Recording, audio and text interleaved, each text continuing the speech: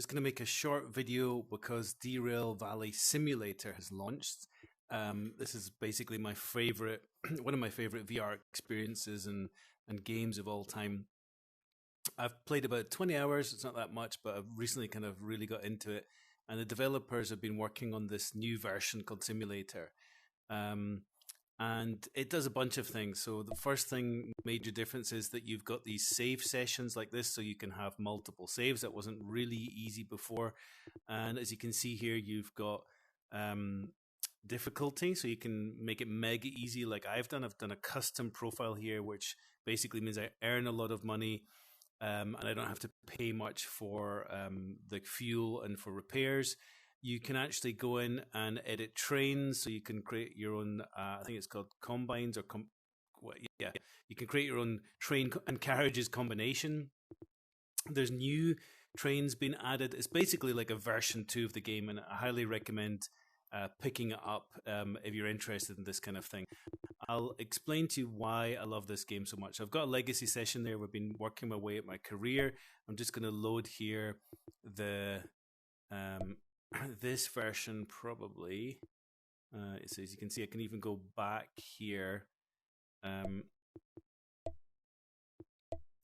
to multiple save points.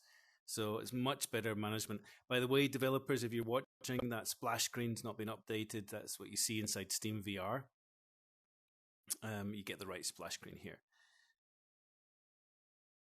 But yeah, the thing I was worried about is the developers have been working on the user experience a lot to make it more accessible to 2D users, which is a great thing because it's such a great game that people should be able to play it without having a VR headset. But it's always been a very good VR experience, and I wanted to make sure that it was still going to be a good VR experience when I started playing it again. And I'm happy to say that it is. So I was sitting down there. I'm just going to stand up. It's one of the most immersive VR experiences, games that I've played. It has so much good game design in it, and even sort of simulated design, that it's just really fun to play. So this is one of the new locomotives. I'm just going to jump out here. So it's just store. Yeah, sound changes as you come outside here. So you've got a good. I think they've improved the spatial sound. So you can see here, this is the DH4. It's a new diesel hydraulic powertrain. They've got diesel electric, so you've got DE2, and then you've got DE4, the larger one. And this one, in the sandbox mode, I'm allowed to drive this one, or I bought the license, I can't remember. But as you can see, it's a larger locomotive. If you look at the detail here, just so you know, I'm running a RTX 380 here, so okay graphic card, but it's not top of the range anymore. And I've been able to have the graphics up at a pretty high setting. As you can see, they've done a lot on the lighting. It's Unity, I believe. So they've kind of improved the rendering pipeline here, and they've worked loads on the physics, and that's why they're calling it simulator. So it's much more of a train driving simulator. But I love the way this game looks. The textures look great. The sounds are good now.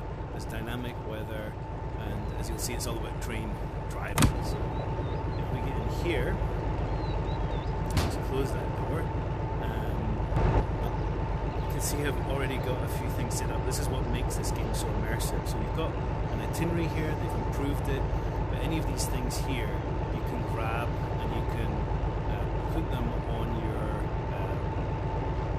out on your desk like this. So I've got a little bit of controller drift, which is why I was moving back like that. So they've got this improved inventory, new trains, a new simulation mode. So let's just take this a very short drive before we close the video. You can see here for VR, you've got these improved hands, which grab onto things. So I can grab this brake here, it moves back. This is already back. I can grab the window like this, so it's a bit more immersive. You see your hands doing stuff. That's why it's so loud. Sorry about the recording, because I'm recording via virtual desktop onto the Oculus. It gives me a little bit of the image stabilization. It's just the quickest way for me to get going. So yeah, we basically a couple of clicks in, and the diesel hydraulic is very direct, so it immediately starts moving. It doesn't have that diesel electric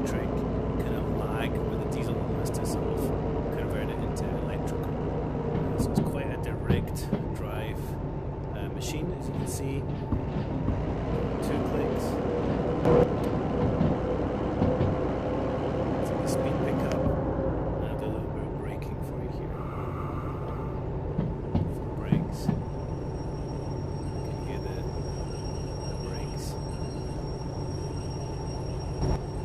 So physics are as good as ever.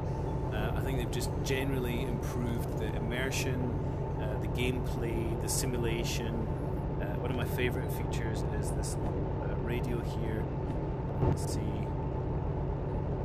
turn it on. It's not easy to twist.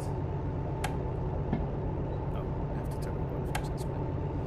And then you've got tapes, and I think that might be your MP3s. And radio.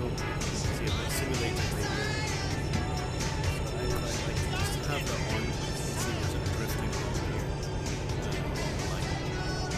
That's all from me. Yeah, Derail Simulator, Derail Valley Simulator, sorry. It's still just as good in VR, by far the best VR, or the only VR train simulator that exists out there. And it's an awesome game. The electric and implemented is fantastic. You just look around here, you can see like the quality of the textures they've added. And this is really good, it's very immersive. It's like you can jump out, decide to step here. Really feel like you're on a train. It's just amazing. Dynamic weather, loads of improvements to the game in general, and as you'll see later, the game, the way it's gamified is just awesome. You basically have to manage temperature with how you load up the train, the traction you've got. It's a real train driving. Anyway, music tone, self-around.